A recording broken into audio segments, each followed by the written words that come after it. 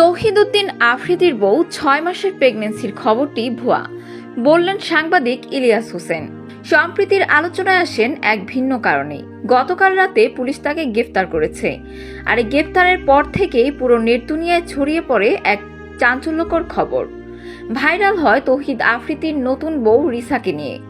খবরে বলা হয় রিসা নাকি 6 মাসের অন্তঃসত্ত্বা। এমন খবর ছড়িয়ে পড়তেই অনেকেই বলতে শুরু করে এই সময় আফ্রিদি ও তার স্ত্রীর পাশে থাকা উচিত ছিল, কোনোভাবেই তাকে আটক করা ঠিক হয়নি।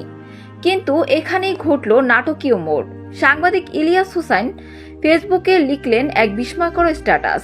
তিনি জানান এই খবরটি সম্পূর্ণ মিথ্যা, কারণ তৌহিদ আফ্রিদির বিয়ে করেছে মাত্র 3 মাস আগে। তাহলে তার স্ত্রী কিভাবে 6 মাসের অন্তঃসত্ত্বা হন? ইলিয়াস আরো বলেন 5 তারিখের পর দেশ থেকে পালিয়ে যান আফ্রিদি। এরপর এপ্রিলে ফিরে আসেন বাংলাদেশে। এখন আগস্ট মাস, মানে সর্বোচ্চ 4 মাস আগেই দেশে এসেছেন তিনি। তাহলে এই সময় 6 মাসের বাচ্চা হওয়ার কোনো সুযোগই নেই। অর্থাৎ তৌহিদ আফ্রিদি এবং তার পরিবার ইচ্ছে করেই মিথ্যা তথ্য ছড়িয়ে মানুষের সহানুভূতি নেওয়ার চেষ্টা করেছেন। এই পোস্টের পরই সোশ্যাল মিডিয়ায় ঝড় বইতে শুরু করে। অনেকেই ইলিয়াস হোসেনের সাথে একমত হয়ে বলেন আসল সত্য এখন প্রকাশ পেয়েছে। আবার কেউ কেউ প্রশ্ন তুলেছেন তৌহিদ আফ্রিদির কি ইচ্ছে করেই মানুষকে ভুল পথে চালিত করেছেন? এদিকে আদালতেও ছাড় দিল না আফ্রিদিকে।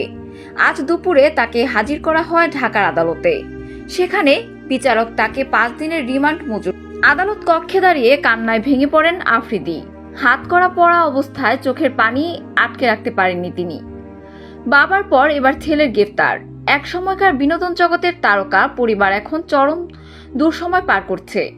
পুরো দেশ জুড়ে চলছে আলোচনা। কেউ সমর্থন দিচ্ছেন, আবার কেউ নিন্দা করছেন।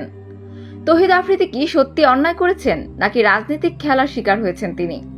সময় হতো তার উত্তর দেবে।